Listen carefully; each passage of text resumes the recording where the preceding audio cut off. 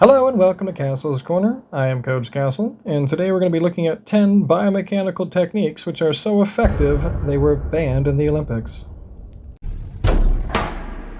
And for life. Most athletes who take advantage of their knowledge of biomechanics, they'll quickly find that there are far superior techniques being banned from the games, Olympics, and sports they participate in due to their efficiency and the fact that no one else can understand them.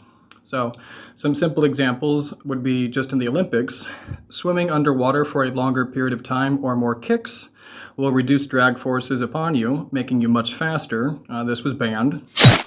Adding a somersault to the end of the long jump to improve distance considerably was banned.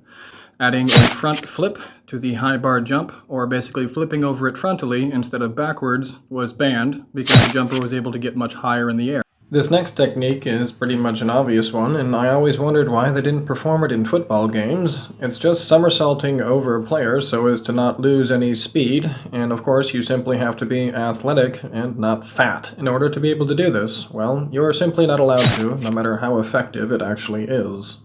The next technique which was banned was the scissor or straddle technique in the high bar jump, used to laterally roll your body over the bar. You could exceed great heights, although you did actually have to have the raw power in order to do it. This technique was replaced in 1968 by the technique of the Fallsbury flop, which required the performer to jump over the bar backwards, which was then also later banned for safety reasons, and I agree it's far more dangerous than the scissor straddle.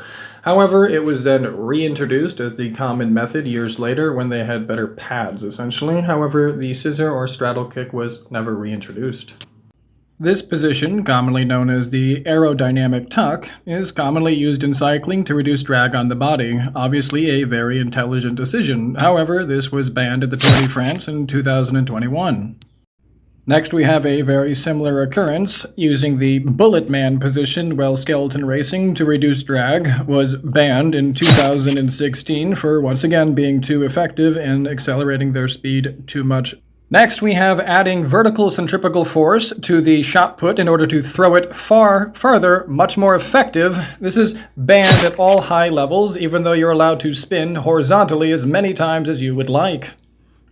Very similar to the previous one, we have the javelin throw, which when thrown with horizontal centrifugal force, causes the javelin to accelerate and go far further than any known throws before. Now, this was banned in 1984 due to officials needing to actually increase the size of the stadiums, which they didn't want to do.